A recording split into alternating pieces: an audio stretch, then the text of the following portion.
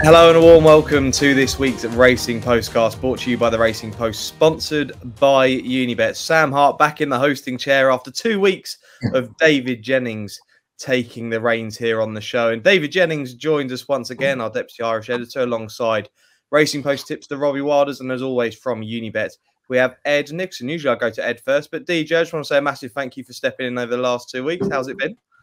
Not as good as you, but I did my best. I tried my hardest, and we had a bit of fun and a few winners along the way. So really enjoyed it. But I think I prefer this side of the screen, I think. Hopefully giving us plenty of winners this week. And Ed, we've got 9 races on the ITV card this week and 9 very competitive races. We're not going to have many short prices on this week's show. We've got plenty of offers coming up. Yeah, plenty of offers. Extra places galore, as you'd expect with the kind of races we have. It's always a tricky weekend, I think, these meetings. Both Ayr, which is obviously always competitive, and the meeting down south as well is always competitive at Newbury. So be interested what the experts think. We'll be hopefully putting a few good price winners the way of the viewers. Absolutely. Let's hope so. And like I say, Ed will be giving those offers throughout the show. Right, we'll kick off at Ayr then. We've got 5 races on the ITV card there, and the first of which is the 1:15, which is a 1 mile handicap, a Class 2 event. And this sees Mertzky as the current 5-1 favourite with Unibet. Oblix is 11-2, Aragon Castle and Revich are 7-1. Apparatus, I think I've got that right, 15-2, Padishak 17-2, double figures, bar these. And Ed, back to you. This is a race where we're going to have quite a few offers in. Yeah, this is quite an interesting race to kick things off. We've got the money back second, third as cash in this race. Please see the site for the full details of that offer. And also there's an opportunity with an extra place in this race. 5-1 the field or thereabouts.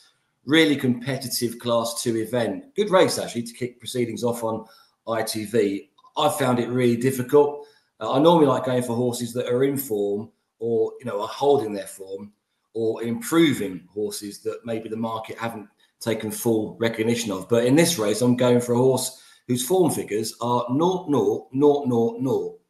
And that's Revich, who I think won this race last year. And last week, we kind of got into all sorts of difficulties with the going. I backed horses at Ayr based upon I thought the going would be heavy. And it ended up being good to soft, I think, in basically the times of the races.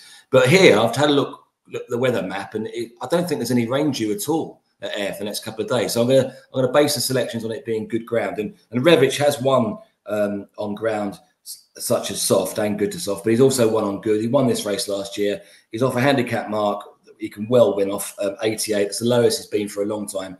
I think he won this race last year. I think he also ran well in this race a few years back. So he obviously likes Ayr. He's been running in some quite decent races. He hasn't been this low in the handicap for ages either. So I'm going to give him one more chance on basically a course which should suit. He's been running in some good races as well. Finished 11th in the Golden Mile, for instance. This is probably a drop-in class based upon that. And I just thought 17-2 was maybe a bit skinny. I was hoping for double figure odds when I was looking at it myself. But I'll kick off with Revich. Absolutely, yeah. And you look at that, Revich's name, Duck Eggs, right next to it. But course and distance winner, won the race last year. Richard Spencer trains around 7-1 with Unibet currently. Robbie Wilders, to you, welcome to the show. Cheers, mate. Looking at this race. Time in the centre box. I did, yeah. No, I did. I had a lovely time, thank you. I had a great breakaway. But let's get on to this race at Ayr, Robbie. I've had a look at this race in quite a little bit of detail. And Padishak was a horse I've been following for quite a while, was formerly in France and came over here and hasn't quite hit it for David O'Meara as of yet, but dropping down the weights now to a mark of 93. I was quite tempted by Padishak, who could potentially just be the class horse in here. What did you look at? Yeah, get the case with Padishak. I thought O'Meara's other run in Mertzky was more interesting, though. I sort of like these O'Meara horses he gets from France, and then they sort of take a bit of time to find their feet. And it looks like he's kicking on now. He ran well in the Hunt Cup, better than the finishing position suggested, I thought. He was drawn in stall 1, if I remember correctly. Stall 2, sorry. And then the sort of horses that dominated it were all high figures. That was an all right run. Then he found sort of dropping back to 7 at Haydock against him next time. But, I mean, that run in the Clipper Handicap at York next time, second of in a massive field there, Holloway Boy was third. He's come out and won a Group 3, so I think the form was reasonable. He's only up £2. Like, you know he's going to win races for O'Mara, and I see no reason why it can't be tomorrow or Saturday even. Yeah, 5 to 1 on Mertzky, and like I said at the start of the show, you're not going to be getting short price on these favourites this week, but 5 to 1 a fair price. David Jennings, last one to give a selection in the opener. Yeah, Ed said it's money back second and third. I think I want money back second, third, fourth, fifth, sixth, seventh, eighth, ninth, and 10th, and 11th, and 12th here. This is the trickiest race I think we're going to do. I can see the case for Revich. Won the race last year off 95. Was third to Guidor in the race the year before. Excuse me. The only problem I have with Revich is last year when he won the race off 95, his run before that was real solid at Chester.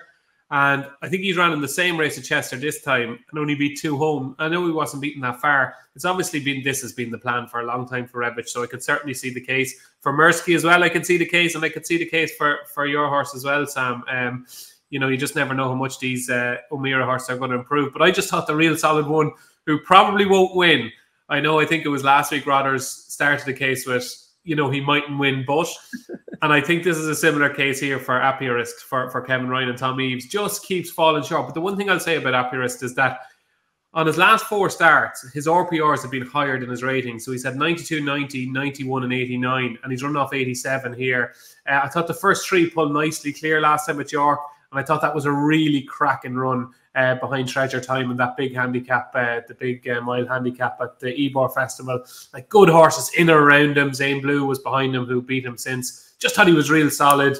Will probably finish second or third, but this just might be the one day that he actually gets his head in front. So I chance Appiarist each way at 8s. Appiarist for David Jennings then. And look, if this horse were to finish second or third with Unibet, you get your money back as cash. Do head to unibet.co.uk for all the terms and conditions there. Moving on to the 150 then, which is the Doonside Cup Stakes, a listed contest over 1.25 miles. And this sees Phantom Flight as the 9 to 4 favourite with Unibet. Emphjar's 130, Perska 4 to 1, Caviar Heights is 15 to 2, Sons and Lovers is 10 to 1, Sabuska 11s 12 to 1, and bigger the rest of the field. I'm going to come back to you here, David Jennings. I really like the favourite. That form behind See the Fire is obviously some of the class form in the race, but there is a horse in here. I don't think this is going to be the horse's day, but there's going to be a race in the autumn for this horse, and it's Iden for Andrew Balding. Like, this is the most unexposed 5-year-old you'd see for a while, but only 2 starts ago was finishing 4th in the 2022 2000 Guineas, and then has only had 1 run for Andrew Balding this season, which was last in the Winter Derby. But I wouldn't say this is the day, but I'd keep an eye on this horse for the back end of the season. Who did you like?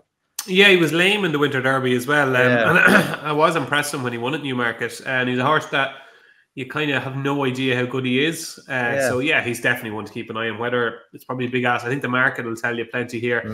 I think it's probably between the top 2, Phantom Flight and Emphjar. I'm siding with Emphjar because I just thought the trip Emphjar had at York was not really to his advantage. I thought he was wider than ideal the whole way. I didn't think any part of the race went the way Jack Mitchell, who rode him on the day, wanted it to go. Now he has a couple of lengths to make up with Phantom Flight, and Phantom Flight, you can see through his progression that he's improving with every run. But there's just a part of me that thinks that Emphjar is a lot better than he showed that day, and I thought that run at Goodwood was a cracking effort, I have to say, when he was second to Take Heart. I thought he came from a long way back. Things again didn't go to plan there. I thought it was a big effort. I still think he's improving. I'm willing to give him the benefit of the doubt for that run at York. So at the prices, I'm with Emphjar to reverse that form from York with Phantom Flight. Okay, at the price, Emphjar for David Jennings. Robbie Wilders, you were nodding away when I was mentioning Iden's name, but you with the top 2 in the market, or you like him? You've discussed the 2 horses I backed anti-post. I think Aiden's interesting. I mean, you are, as DJ alludes to, you are sort of guessing how much ability he retains, but he's not been gelded, and I just wonder if the owner could have sort of retired him to a moderate place at stud, but given his issues, and they keep persevering with him. He's obviously only run once since the Guineas in 2022, but I mean, he's got the talent to win this if he retains that sort of ability. But it's one of those you take a flyer at a price and then hope there's a sort of a bit of money support. But I mean, my main fancy would be Emphjar, like DJ. Yeah, that race at York didn't go to plan. I was all over him that day because at Goodwood, he was probably the eye catcher of the meeting. I thought he ran the fastest, get more into my times and speeds nowadays. He ran the fastest finishing speed of any horse at the entire meeting at Goodwood in that opening race. He's clearly got ability. He showed that in the John Smith's Cup, and sort of going back up to a mile 2 again. I think he's probably the best horse in the race, to be honest, and he's still getting a fairly decent price. So they'd be my 2. 2 votes for Emsjar at the moment, and you wouldn't on a week like this. You wouldn't necessarily get a hat trick horse, Ed Nicholson, but you've got the chance. I'm not going to go for Emsjar, but I kind of agree with the guys. I think there's very few horses that can win this race. They make it between the top 2. I make it between the top 3 because I think Persica's got a great chance here. Persica, Richard Hannon, I've spoken about this horse to Richard over the year, and he's always liked it since that. Well, we all know that he ran in that handicap at Newbury, which is like a race for future group horses, which has happened again this year. He finished 4th in that, and every race he's progressed really. He contested his last race was his first ever group race, having contested some of the top handicaps, big handicaps anyway, and he ran okay. I mean, I was there that day, and I thought it was a disappointing run. But I looked at the BHA performance rating, and they've put it down as a rating of 108. So, and then when you look at the horse that beat him, he was probably that probably was about right if you look at how high they were rated compared to him. So I don't think he probably did run disappointingly. It really chucked down with rain. I was going to say another word then. It really chucked down with rain just before the meeting, and it wasn't just soft, but it was kind of loose and soft. And I didn't see many of the runners, but although this horse has won really well in soft ground, I think the good ground will suit him better. There's no horse rated in the race higher than him, and his best 2 races, according to the BHA, has been his last 2 races. So he's an improving 3-year-old, in line with the Phantom Light and Emsjar. And I thought because you can get a bigger price on him, he probably was the bet for me. So yeah, Persica for me. Richard Hannon doesn't go to Ayr very often either, so I think that's a fair indication that he thinks his horse is up to group class. I saw him at Windsor on that day, and he said he'd win, and he didn't. And he does say he wins quite a few races, and he doesn't. But he obviously likes this horse, so yeah, I think Persica's got a great chance. And you better hear Richard Hannon's thoughts on that on the Unibet website and also on Unibet socials. So do look out for his blog ahead of Saturday's runners. Let's go on to the 225, which is the Ayr Gold Cup consolation race, which is the Silver Cup Handicap, 6 furlong Class 2 event. And currently Alpha Kalenic is the 9-2 favourite. King's Merchant 6-1. Brooklyn 9-9, 7-1. The guest that we always have on this postcast, Summergand, is 17-2. Roberto Caro 11-1. He's going to do it, Sam. And Lucky Man and the rest all 12-1 and bigger the rest. Now, Summergand has been running almost every week, and he has become a guest on this postcast over the last few weeks. And David Jennings, you've mentioned there, he's going to do it. And I watched that race at the Curragh, and it was a typical Summergand run. Find a fair bit of trouble and then come home as strong as you like. What makes you think he's going to be winning this weekend? Well, I'll tell you something that you won't quite believe. Summergand has ran 104 times, and he's won 17 times. I've never once in my life either backed or tipped Summergand on a show. It's not hard to believe because he's the exact type of horse that I hate. It's a big sprint, needs luck and running, and it's just like, just forget he's in the race, and if he wins, well and good. You know, happy days, you know, for the people who backed him. He's a marvellous servant. He's ran 104 times. He's not for me, but just everything about this is just absolutely perfect. It's the perfect setup. It's the perfect fit. It's the perfect draw. It's the perfect track. And he's coming into the race on the back. Now, you can say, you know, at York and different places, even at Ripon, you know, you can say he was a little bit unlucky and this and that. But I thought the final furlong at the Curragh was as good as any final furlong he's shown in the last year or so. It was extraordinary, the ground he made up, probably from, you know, maybe 220 yards to the line, like maybe 150 yards to the line. I thought it was exceptional, that final kind of 3/4 of a furlong. My maths was really poor there, by the way. I just look at it, and I know he had a visor on, and now there's cheek pieces on, and they're doing a little bit of messing around with the headgear. But I just look through the race, and I can just see Danny Tudhope sitting there absolutely motionless 2 out. And yes, the gaps mightn't open, and yes, he might be unlucky and running again. But the Summergand I saw in the flesh at the Curragh was a Summergand that still has plenty of fire in his belly. And you just look through some of his performances at Ayr. He's won the Gold Cup before. He obviously likes the place. You know, even the year Bielsa won it, I thought he ran a cracker. I think Saturday is going to be the day for Summergand. Sorry, I apologise to listeners and to viewers. I promise this will be the one and only time I tip Summergand. This might be his day, DJ. Maybe you tipping him up for the first time might actually be the thing that he needs. Ed Nicholson, extra places are sure to be here, but it turns out we're not going to need extra places for Summergand this weekend. He's going to win. Well, you get 2 extra places in this race, so we're going 6 places for the Silver Cup and spoiler alert for the Gold Cup as well. Yeah, so I love Summergand. I've got a picture at home of him when he won the Unibet Stewards Cup, and I backed him that day, so I have actually backed him to win, which is nice. But I'm going to desert him. The last time I did that, it was with Epic Poet, and he ended up winning the next time with the Old Borough Cup. So I haven't got the best record of deserting horses, but I'm going to go for the favourite, I'm afraid, Alpha Kalenic, who has been one of the stories of the season. 4 from 4 on turf, 5 wins, going from a rating of 70 to 93. Won at Ayr, won over 7 furlongs last time, and actually, when you watch the race, was cruising all the way, and still managed to win. I've got a feeling that she just does enough.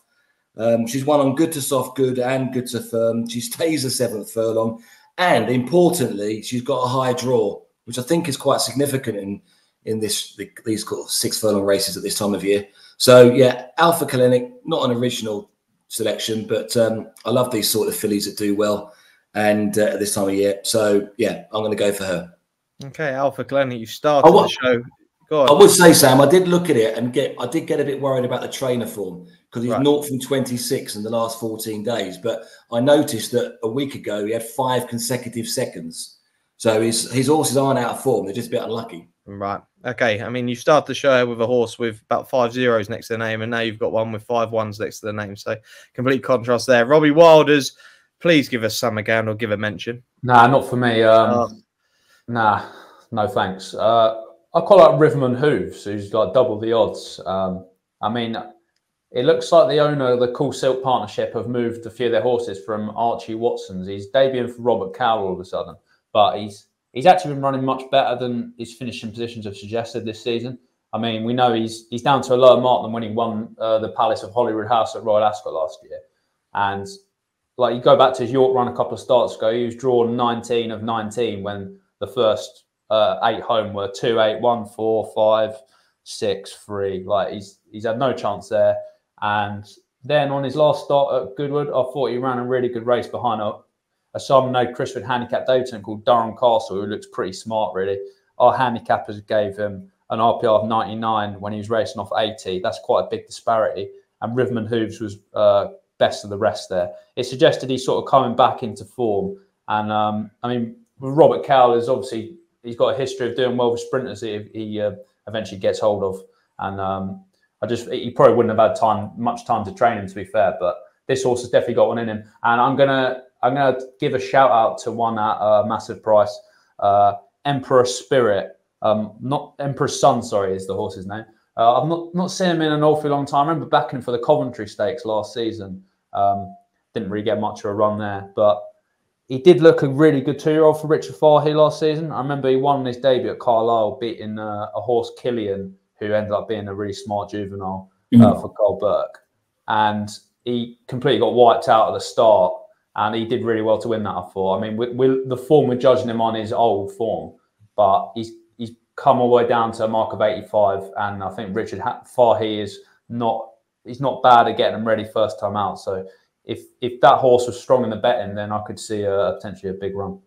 Yeah, Ribbon Who's around 20 to 1 currently, and Emperor's Son around 33 to 1. Some big prices there, especially with those 2 extra places that you can get with Unibet. The 3 o'clock is a 2-year-old contest, the 6th furlong Firth of Clyde.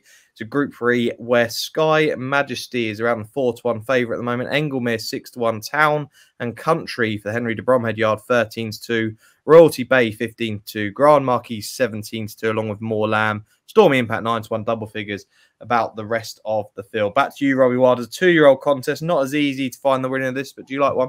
No, it's not. Yeah, I'm on Town and Country anti-post for Henry de Bromhead. He's making hay with his British flat runners nowadays. He's won the Ebor with Magical Zoe, obviously, and he won the Lily Langtry as well with Turban and Dearman. I think you've got to fear whatever he runs here, and I thought this filly did well to win last time. She still looks quite green. That looked quite a strong maiden at Navan. She won. The horses she beat, one Saratoga Special, was odds on. That horse had previously gone close in a listed company. I think the form's pretty fair, and she definitely needs further than 5 furlongs. She's getting the 6 here. Just thought she was quite an interesting one in quite an open race, Sam. Okay, perfect. David Jennings, the Henry de Romhead runner for Robbie Wilders. For you in this race, who were you with? First one I crossed off. Oh, right. Just to show you different opinions. Yeah, I was working in Navan that day, Snapdragon has run an absolute shocker since then. I thought Snapdragon is what Snapdragon is. Like, he just doesn't go through and win races. Saratoga Special, I thought, was the best horse in the race and just didn't handle the undulations of the track. I'd have question marks about that form. But yeah, like Robbie said, she could be a lot better than she showed there, and I think the step up and trip will suit.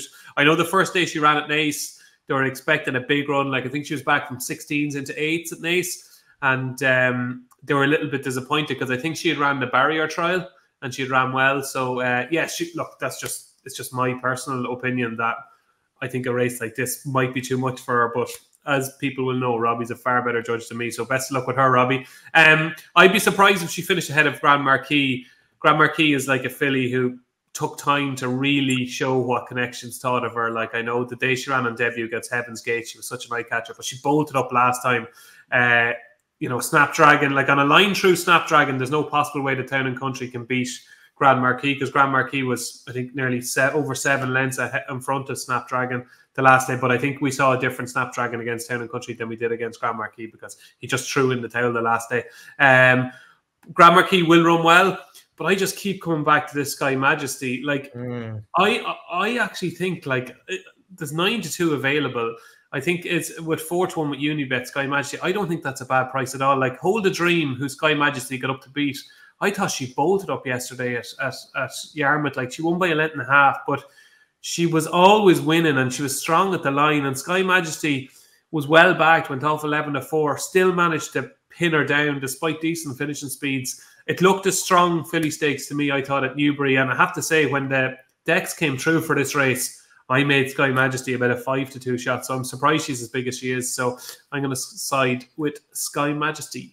I agree with you, DJ. I was watching that race at Newbury. I was sat here at home watching it, and I know that the Eve Johnson Horton Yard think a lot of Glamour Show, who finished third that day. I think it is a really strong race, and Sky Majesty, I think this horse could go off a fair bit shorter than 4-1, to be honest, on the day. But we'll wait and see. Ed Nicholson, for you, were you with the favourite, or have you got something else for us?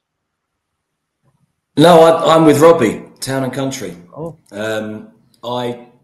It's interesting what the guys are saying, because it's really interesting when you have some thoughts in your mind and then you listen to other people who you respect and they say the same thing or dissimilar thing. I was just looking back just to see if my notes were correct, but I watched that race when she won, and my view of it was that she wasn't really liking the ground, was still immature and needed an extra furlong.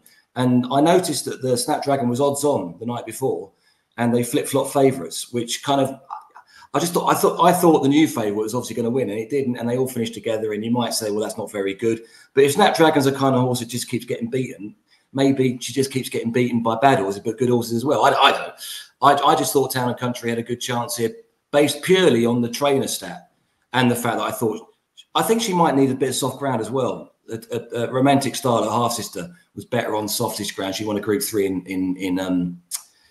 in France, but I just thought that it's worth a chance at the odds. About 10-1, isn't it? She and Henry de Bromhead. That's the angle that I went with. Since he's been bringing flat horses over to the UK, he's had 17 runners since 2017.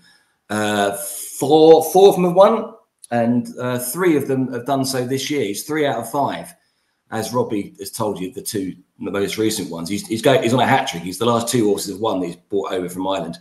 And there must be lots of races, DJ, that this horse could run over in Ireland. So I was interested that they thought of coming over here. Maybe they think it's an easier option. I don't know. But yeah, I was with Town and Country. I'm so old. I remember a horse called Town and Country. I'm sure with Major Hearn back in the 70s. But that was a stayer. This is a sprinter, and I think she'll win. I should say we're going super boost in this race. So when the show comes in, we're going next price up on the ladder for every horse in the race. So when the first show comes up, whatever horse, whatever the odds, you'll get the next price up.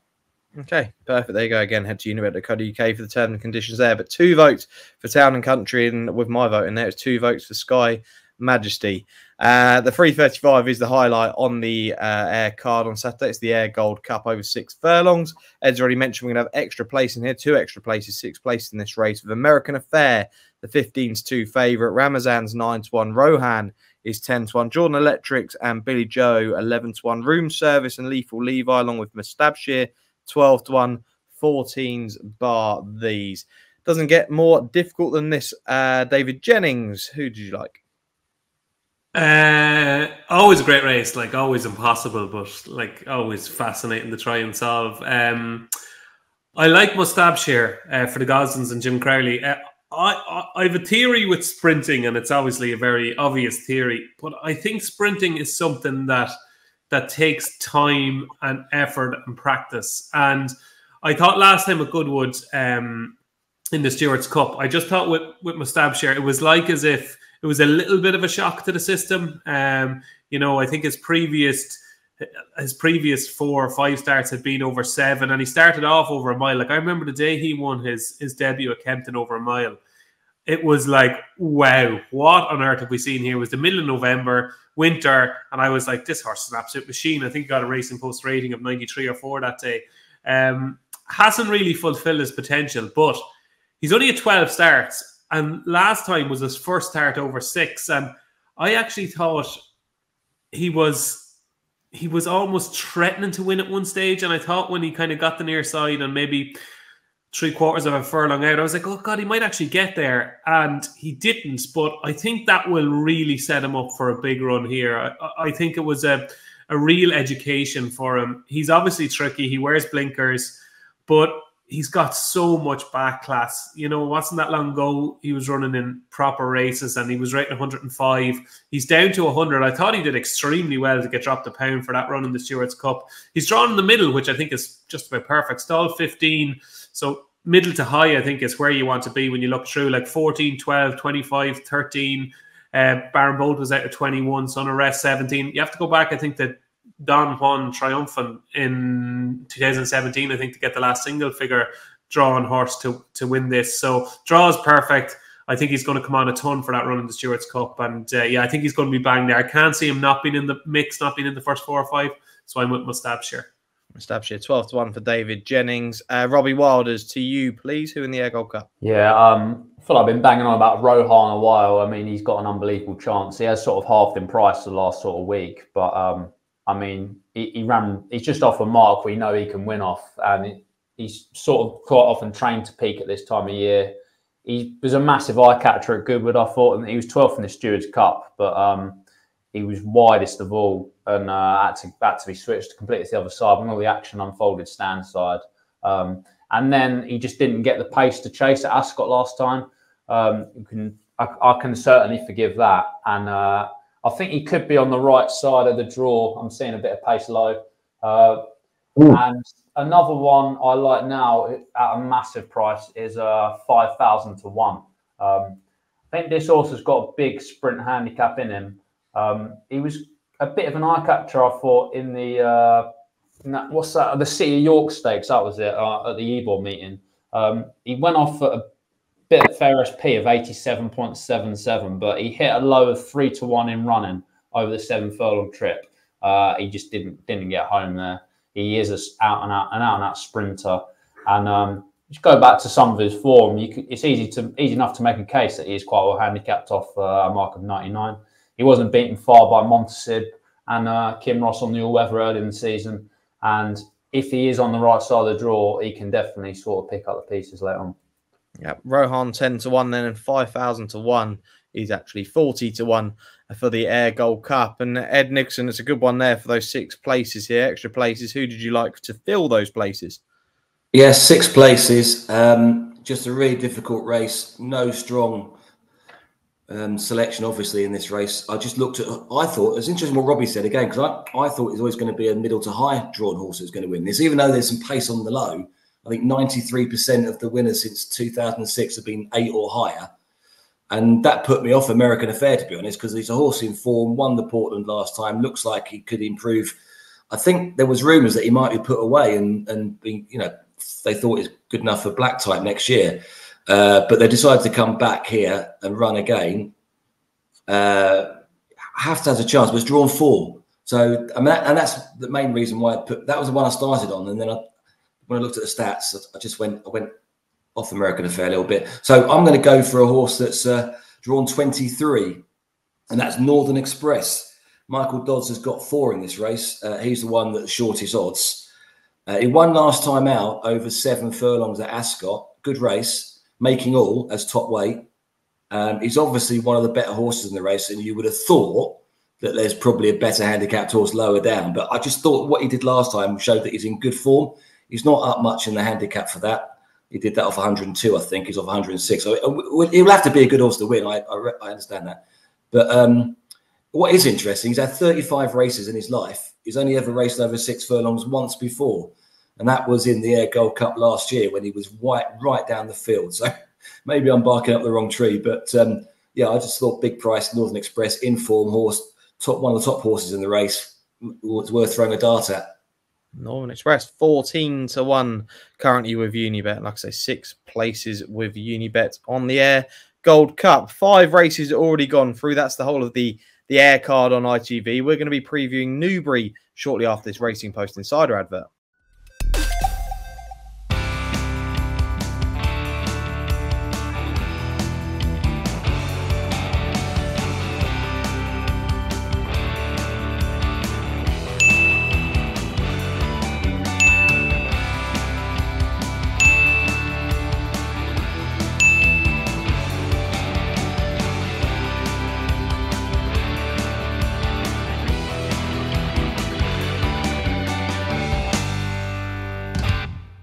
Welcome back to this week's Racing Postcast, brought to you by the Racing Post, sponsored by Unibet. Sam Hart, Robbie Wilders, David Jennings, and Unibet's Ed Nicholson, spinning you through the ITV action. Off to Newbury we go then, gents. And the first race we preview there is the 130, which is the Dubai International Airport World Trophy Stakes Group 3 contest over 5 furlongs. And Anaf is topping the market with Unibet at 5-2. Relief Rally is back 5-1. A Day in Devon 11-2. Albashire and No Half Measures are 6-1. Democracy Dilemma is 9-1. Desperate Hero is 11-1.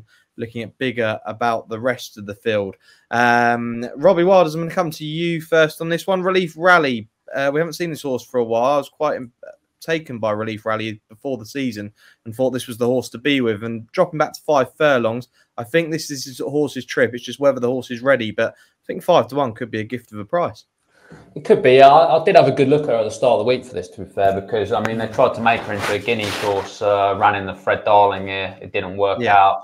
And she obviously ran a really good race behind elite status with A Day in Devon in behind. Problem is, as you allude to, we haven't seen her in quite a while. Yeah. I think she'll be fine over going back to 5 again, that's for sure. But I don't know. I can't have a Desperate Hero at double figures here at all. This horse is 1 from 1 over course and distance. He's just been a massive improver as a 4-year-old. He absolutely pummeled American Affair at Hamilton in June, giving that horse almost a stone. American Affair is obviously well fancied for the Ayr Gold Cup and rated a stone higher now. He keeps running well. I thought he went a little for home a bit too soon in the Coral Charge, but I mack her over next time. And then he wasn't helped by his draw. I know I keep going about draws, but they are important in sprints. He wasn't helped by that in the Qatar Stakes at Goodwood. He was in still 1. Everything involved was high. And I thought it was quite a good run in the Flying 5 last week as well. This is obviously a weaker race than that. 3rd of 9 in his group. He rides in decent nick. Yeah, I don't think he should be 10-1. He's the kind of horse that could, I mean, there is potential that he could go right from the front and catch them all out here, but he is the kind of horse that will crop up at a big price in a race like this sooner or later. David Jennings, what did you make of the Newbury opener?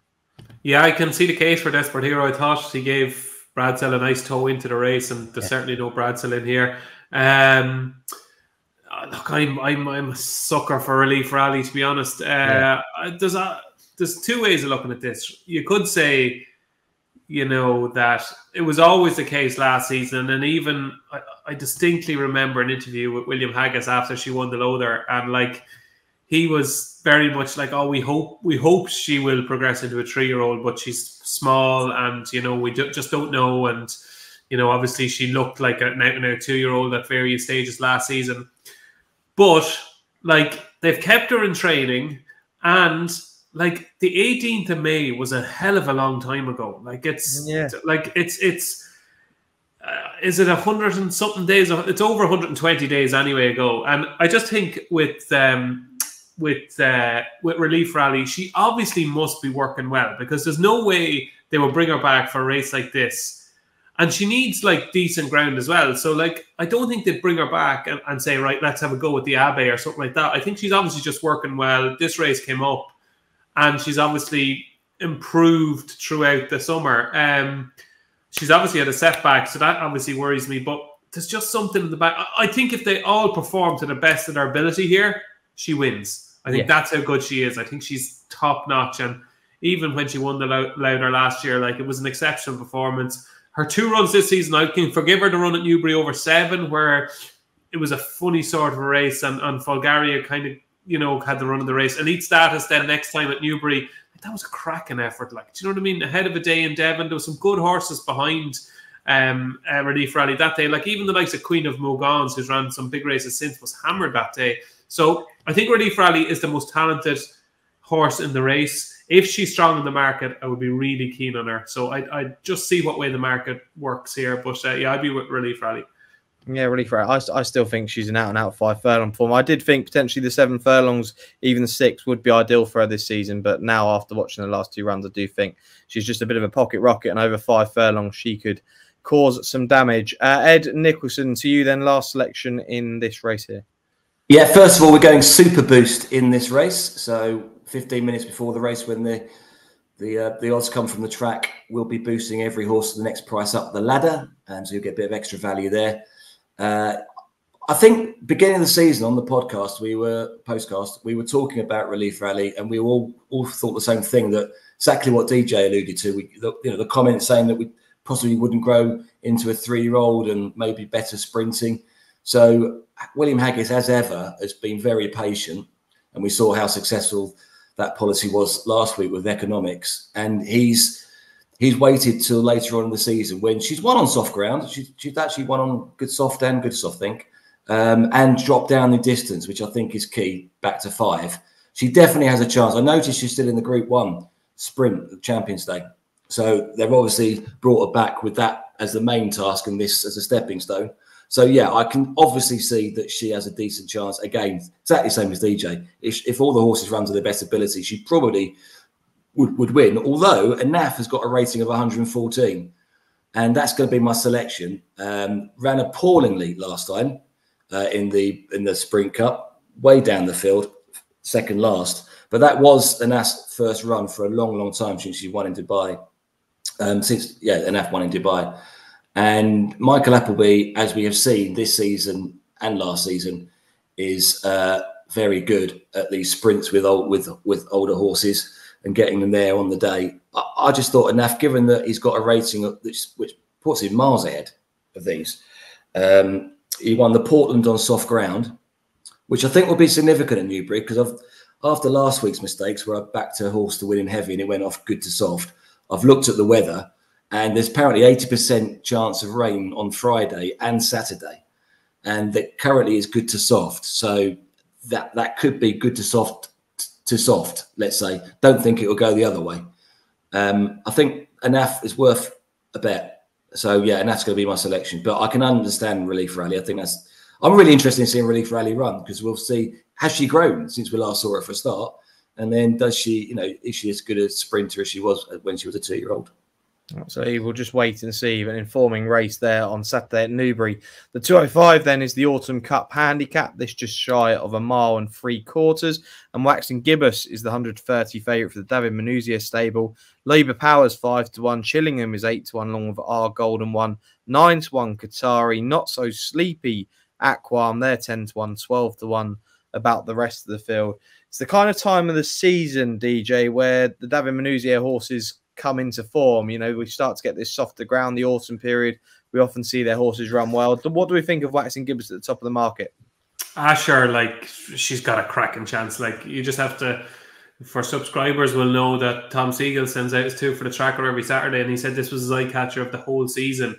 when she ran at Haydock in the Old Borough Cup.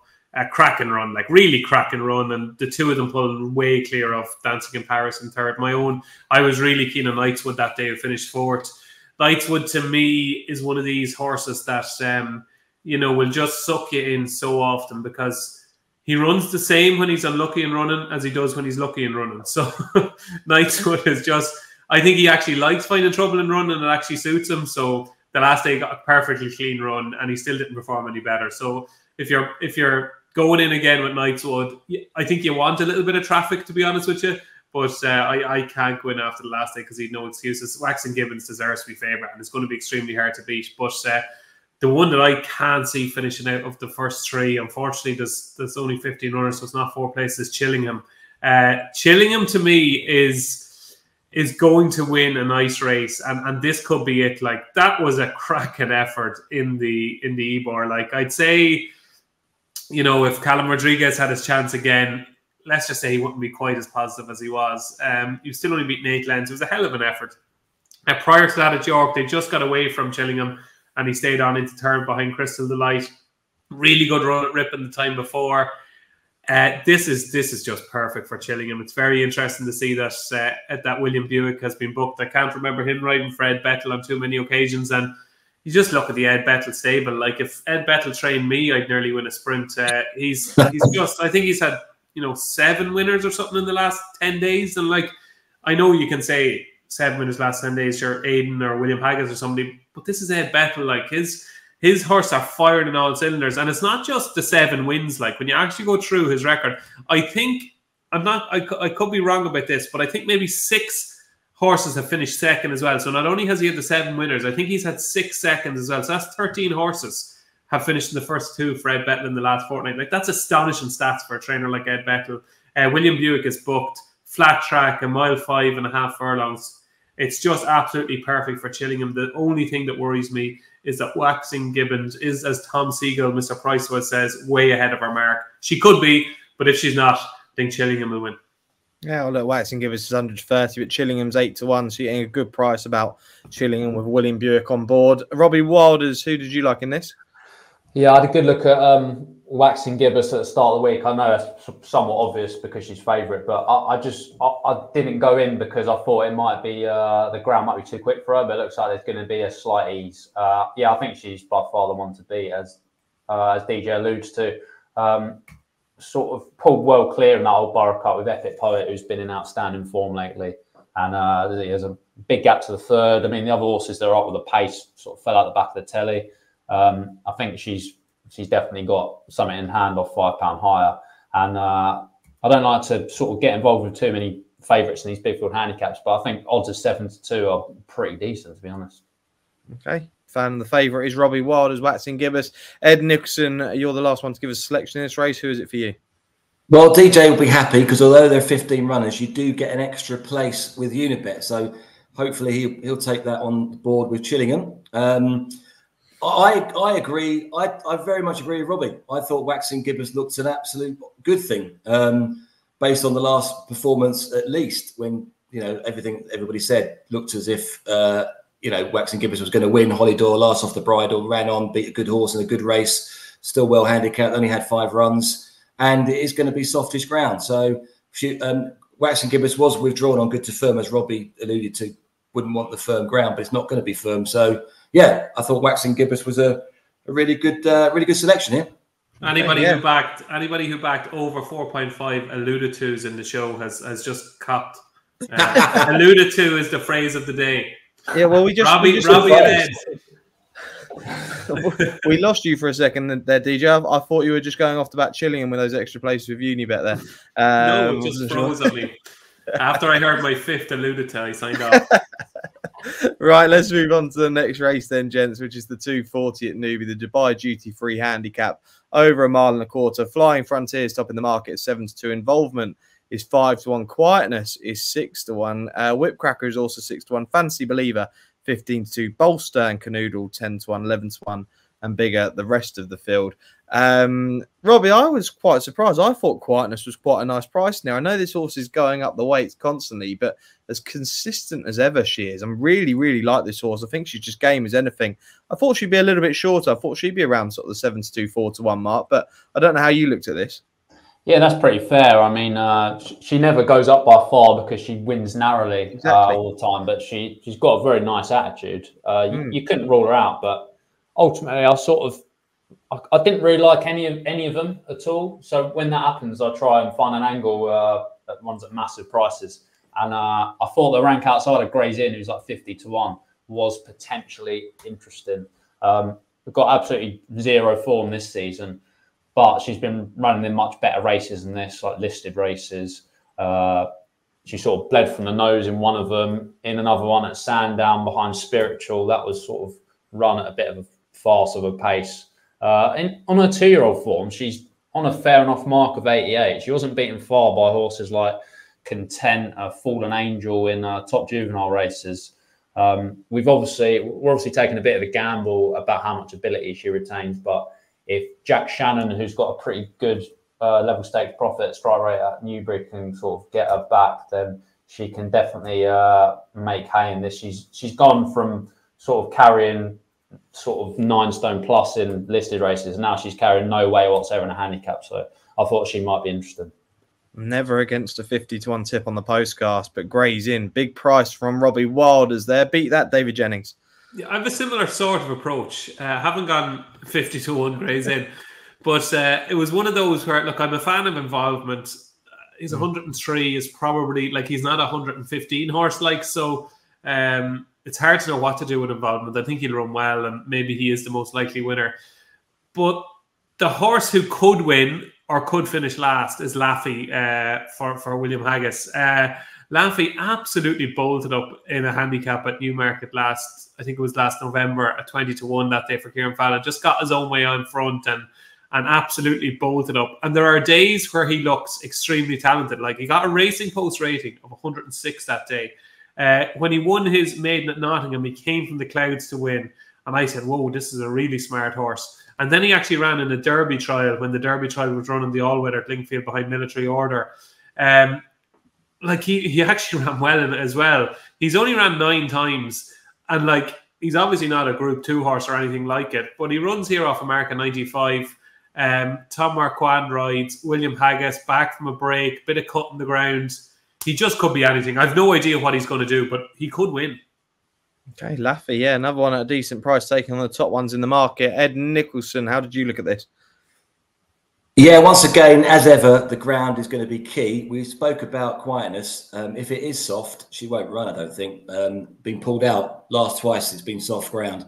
It's got pretty poor run on good to soft as well. So I think it will be good to soft or soft. So I kind of put her out of the equation. I really fancied involvement here. I really did. Has to reverse form with Flying Frontier, beaten 2 necks at Sandown, but has got a £2 pull. And again, I'm all in on this ground area because Flying Frontier has been pulled out on Flying Frontier looked to me to be a horse that's probably suited by that ground, whereas involvement I think will be probably even better with a bit more given the ground. So I thought involvement was pretty strong. Looking at the performances, according to the handicapper, involvement's best 2 runs have been his last 2 races. So he's on the upgrade as well. And we've already mentioned William Buick on board. Who else would you rather have riding your horse at the moment? So I thought involvement would probably go a favourite here, and 5-1 at the moment. Okay, involvement for Ed Nixon. Final race we look at then is the 3:15, which is the Mill Reef Stakes, one of the kind of back end of the season Group 2-year-old races that can be quite key. 6 furlongs here, which sees the favourite as Powerful Glory 2-1 currently for the Richard Fye stable. Shadow of Light for Charlie Appy's 3-1. Symbol of Strength 6-1. Defence Minister 7-1. Brian is 9-1. Sarab Star is 11-1. 16s bar these. Now go back and watch on your Racing Post replays. You've got your Members Club. Powerful Glory's run at Pontefract. An RPR of 93 on debut. This looks an absolute rocket for Richard Fahey. You could always almost already see this horse as a Commonwealth Cup horse after watching that back, especially in the silks this horse is in. They often have runners in the Commonwealth Cup, but I was so impressed by this. Maybe 2-1, maybe a little bit too short. But David Jennings, how did you look at this? I'm a big Power for Glory fan as well. I actually think Strong Warrior might be better than Power for Glory. Two Richard Fahey owned 2-year-olds who are both owned by Sheikh Rashid Dalmouk Al Maktoum, or however you pronounce it. Just two gorgeous juveniles that we've both seen once. Strong Warrior to me has obviously had problems, but the day Strong Warrior won at Ayr, he beat a couple of horses. The form has worked out spectacularly well. Like Lexington Bliss, who finished 4th that day, is rated 88. The second horse hasn't ran since. The third horse, managing director, who won at Nursery the other day and has shot up the ratings as well. So I'd be very interested in Strong Warrior when he does appear. But Powerful Glory absolutely bolted up at Pontefract. I was a little bit disappointed, I have to say, with Sands of Indy. Since then, Sands of Indy ran the other day, the second horse that day at Beverley, and didn't run well at all. Like was keen and wide, but geez, it was disappointing she was. But the third horse, Dash Dizzy, beat a well-touted horse of Richard Hughes's in a Kempton Novice Stakes and did so quite nicely, got a Racing Post rating of 85. So for that reason, the form is holding up well. I'd be disappointed if Power for Glory doesn't win. I was surprised to see this big as 6-1 earlier on in the week. That's all long gone. This is the type of horse that go off like 11-8 or 5-4. I think he's very good. Yeah, the second was disappointing, Sands of Indy, but when a horse wins by 5.5 lengths, this horse could have won by even further had he wanted to. I think he's, again, a bit of a rocket. Ed Nicholson, what did you make of this? Yeah, first of all, this is industry best price from 9 a.m. on Saturday. One of our biggest racing offers we have each weekend. I remember, I'm going to surprise you all, but I was at a meeting at Newbury, this very race, 47 years ago. when I watched Main Reef come second, and I always remember it because Main Reef was running in the Mill Reef Stakes, and I haven't backed a winner since of it. I don't think. Right. So be careful what I suggest. But I like the look of Symbol of Strength, who won the Unibet sponsored race last time out, the Serenia Stakes, and had run really well previously in the Gimcrack. And on a line with Shadow of Light, who he finished behind, he's only beaten ahead by Shadow of Light, I think. It's just too big odds, 8-1. He's done it since. He's run well. He's shown that he's got a level of form. He probably ran below that form to win that race, according to the performance ratings. He did by £7, but he was hating. We spoke to the owners and the trainers and the jockey afterwards because it was our sponsored race, and we're having a celebratory glass of champagne with them, and they were saying that he hated the all-weather and that he probably needed a little bit more. Space later on in the race, but he knuckled down and he won in really good style. If you watch that, there were reasons why he could have given up and he didn't. So I just thought 8-1. He was a fairly good price given that Shadow of Light is less than 3s. Yeah, I was watching that race at Kempton, Symbol of Strength, when this horse won that Unibet sponsored race, and I was more surprised to see Dave Lowe presenting, our senior producers, Dave Lowe presenting the prize to the winning connections. I wasn't sure how that happened, Ed, but you obviously sorted something out there for him. Well, he was having a drink with the trainer before. He apparently knows him very well. So I said, "Well, if you know them, why don't you present the prize to them?" Of which he was absolutely delighted, and then sent off emails to your managing editor to say what he'd just done. I think he was very pleased with himself. A proud Dave Lowe. How does Dave Lowe know so many people? I don't understand. How's he got time? There we go. Well, he knows a lot of people. They probably don't know him. Yeah. Robbie Wilders, Mill Reef Stakes selection, please. Yeah, I actually agree with Ed. I'm on Symbol of Strength anti-post. Obviously, as Ed alluded to a couple of times, he didn't love the surface at Kempton, reportedly, as Ed touched upon. He was a big old drifter that day. Went 5-4 on the show out to 5-2 SP. That sort of, you thought the writing was on the wall there, but he sort of knuckled down quite well. He might have been 80-1 for the Gimcrack, but I thought that was a cracking run. He sat closer to a strong pace than the first two as well. So I think this is a very good horse.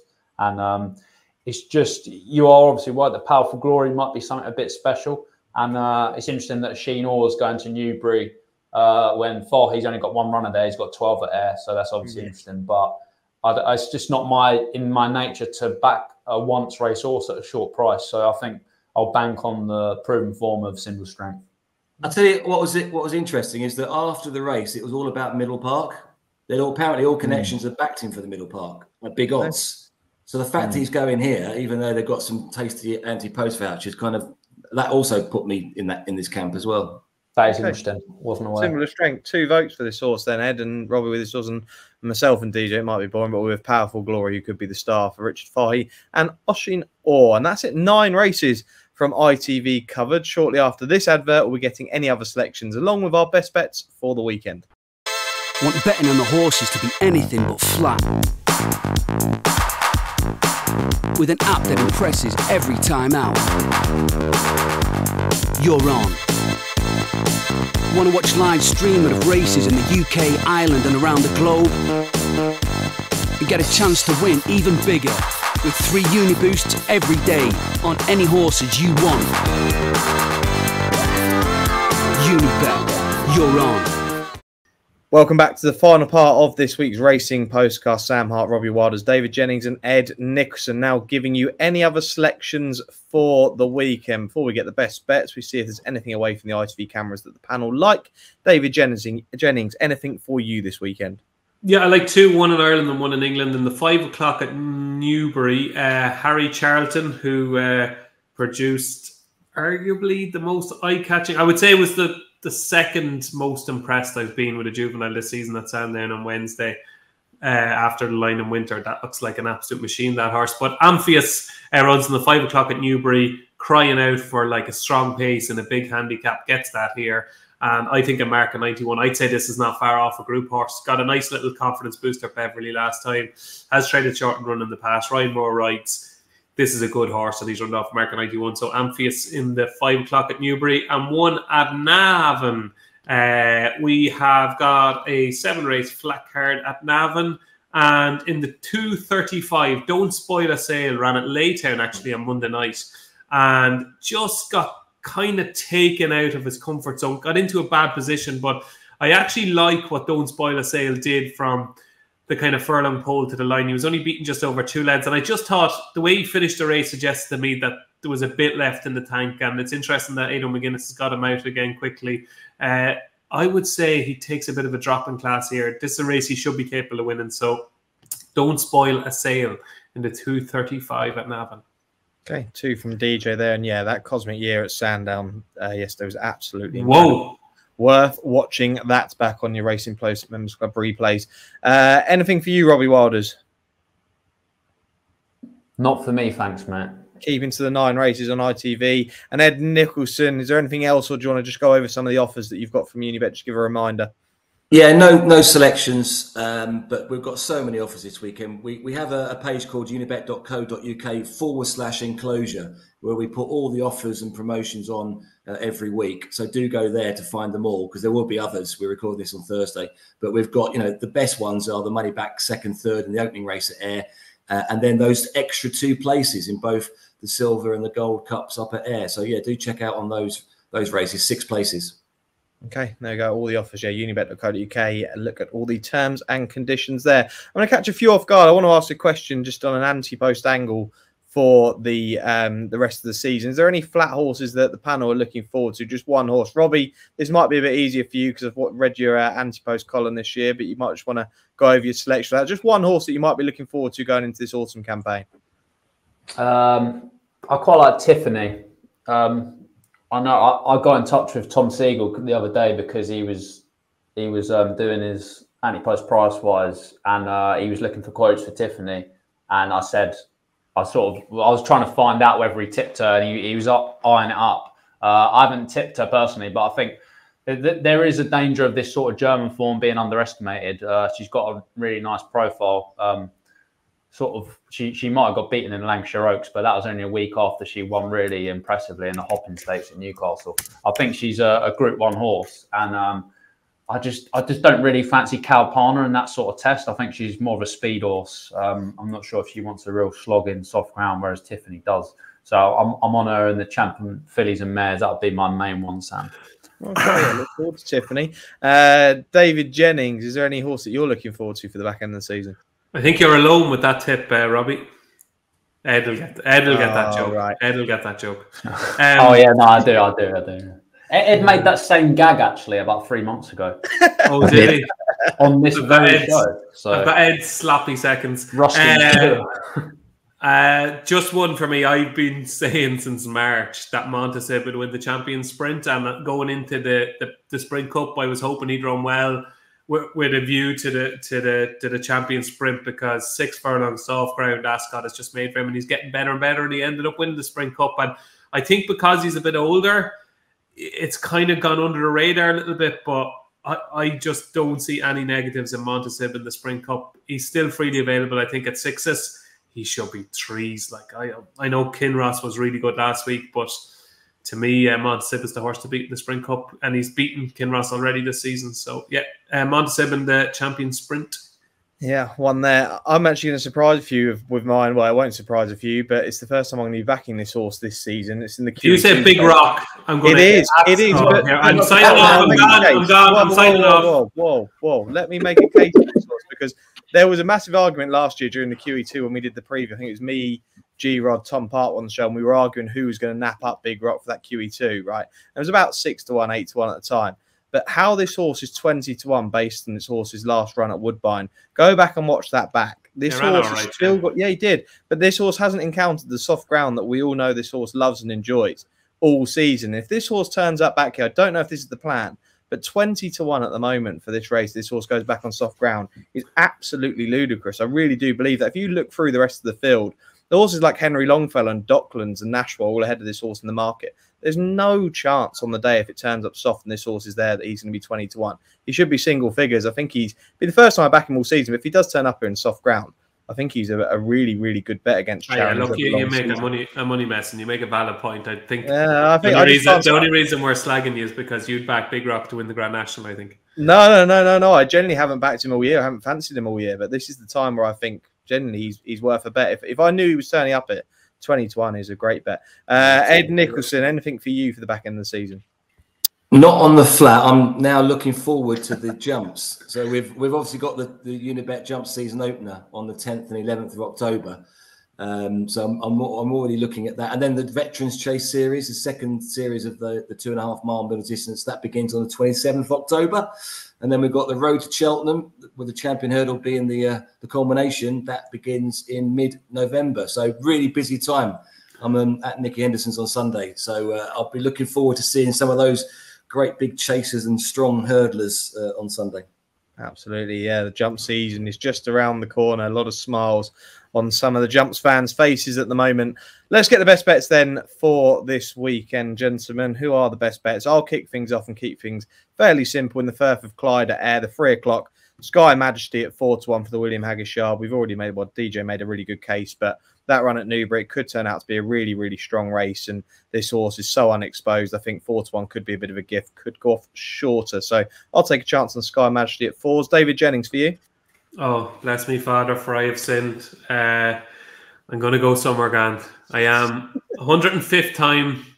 I've never tipped this horse before, but I shall be on Saturday in the Silver Cup. Everything just seems to be perfect for Summergan. Look, as we said in the show, he could be extremely unlucky. He could run into the back of every other horse in the field, but he's perfectly drawn. He loves the track. Loved what he did inside those final 100 yards at the Curragh. And yeah, I think this could be the day for Summergan. Okay, 17-2, Summergan. God, yeah, it would be a Summergan party on the Postcast next week if he were to win. Robbie Wilders for you. Yeah, you must be one of the few blokes to have never tipped Summergan, DJ. Fella's been around for so long, but I have never tipped Desperate Hero, but I am now in the 130 at Newbury. Okay, Desperate Hero for Robbie Wilders and Ed Nicholson. To finish us off, who's your best bet this weekend? Yeah, the 205 at Newbury, the Autumn Cup. Waxing Gibbous looks a step ahead of the handicaps. Won at the course already. I think we'll like the softening of the ground and put in her best performance last time out when second to Epic Poet in the Old Borough Cup. So, yeah, that's the one for me. I'm really expecting that one to win. Okay, Waxing Gibbous 100-30. Fred Nixon, all the naps are on screen now. And remember, these will be boosted by Unibet at the time of this podcast and video upload. So you can head to unibet.co.uk to get hold of all of those. Big week on the Racing Post YouTube channel this week. Couple of features. Aidan O'Brien on Friday will be galloping City of Troy at Southwell. We're going to have a video out on Friday evening. A nice interview of Aidan with some footage of City of Troy from Southall. And then on Monday night, I had the pleasure last week, the reason I wasn't on the postcast, of spending the day with Adrian Nichols' daughter, Mia, apprentice jockey Mia Nichols. We spent the day with her and a really great feature. Enjoyed spending a day with her and the life of an apprentice jockey. So do look out for that on the Racing Post YouTube channel. Got about 2 minutes, gents, just to find out what you're up to this weekend. Quick as you can. David Jennings, what's the plans for the weekend?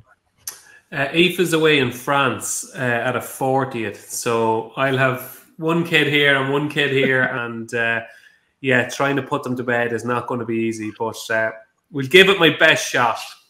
Absolutely. Robbie Wilders, for you? Yes, mate. Cruising back to the parents' house in Maidstone this weekend. Not an awful lot on, to be fair.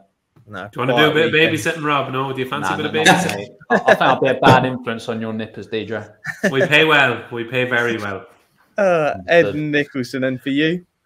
I'm lucky enough to be going to Nicky Henderson's Owners' Day on Sunday, and then Monday for the whole week it's snooker. We're sponsoring at Cheltenham. We're sponsoring the British Open, the Unibet British Open. So I've got Nico de Boinville coming down on Monday to have a game of snooker with our other ambassador from the snooker world, Mark Allen, who's world number one. David Bass is turning up as well because apparently he loves snooker. So we've got ITV Sport, ITV, and our social media team raring to go for a lovely piece of content with Nico and a snooker cue. Oh, brilliant. There we go. You can catch that all of next week, the Unibet British Open. They're from Cheltenham Racecourse. So, looking forward to watching some of that. I'm going to be fairly relaxed this weekend, bar the fact I'm at Southall on Friday speaking to Aidan O'Brien. So, look forward to that. And I'm going to have a nice, relaxing weekend. Big thanks to the panel, as always, Robbie Wilders, David Jennings, and Unibet's Ed Nicholson. We'll be back next Thursday for another postcast. Until then, do like, comment, share, and subscribe. And do gamble responsibly, but enjoy the sport.